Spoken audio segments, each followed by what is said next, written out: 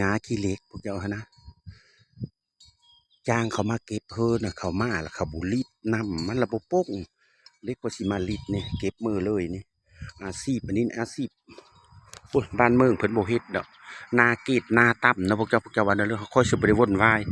คนมีเงินในกระเป๋าคนละพ่อคนบ่ได้โฮง5คนบ่ได้โฮง10บ่แม่นบักไก่เจบ่แม่นสร้างตัดผมเออเขาบ่ต้องการเนาะ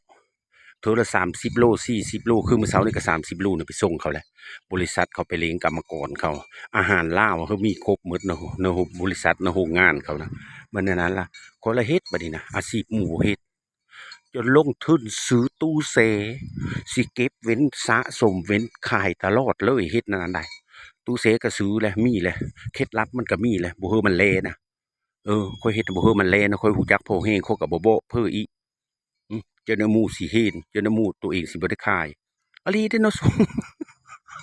อะลีเคล็ดลับไม่เฮือมันแลน่ะมีโพแรงเจ้าบ่เว้าแนวเลยโอ้ยมื้อเช้านี่ก็30 โลผมไปส่งอีนายหนึ่ง10 โลฮอดไม่ได้ไปถามซ้ำลืมเราว่า10 โลผู้หนึ่งนั้น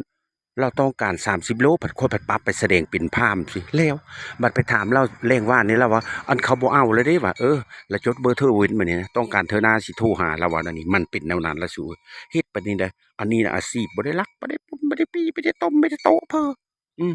เงินมีในถุงละพ่อสู้เฮ็ดพี่ละคู่มือนี่สร้างไม่เลยเสอไม่ได้อิ่มความอยู่ความกินนั่นแต่เก้าแต่พอตาแม่ซะโอ้ยบักลาสุญญาอ้อมเนี่ยขี้เล็กก็เจ็บท้องได้ฝนตกห่ำแล้วนะเดี๋ยวนี้มันละยังพี่เด้อ คนลาวมันก็หลายแหล้วเอาคักๆต่างประเทศก็กินนำจังนี้นะเขากินแล้วมันแซ่บเด้อซื้อหนังเนาะอ้อมซื้อหนังซื้อกระดูกหมูมันรสคักแต่แท้ยามไข่มดแดงพึกไข่มดแดงซื้อโยมีให้เขากินนะลูกโฮงจักโฮงงานเขามาเรียนเอาแล้วสู้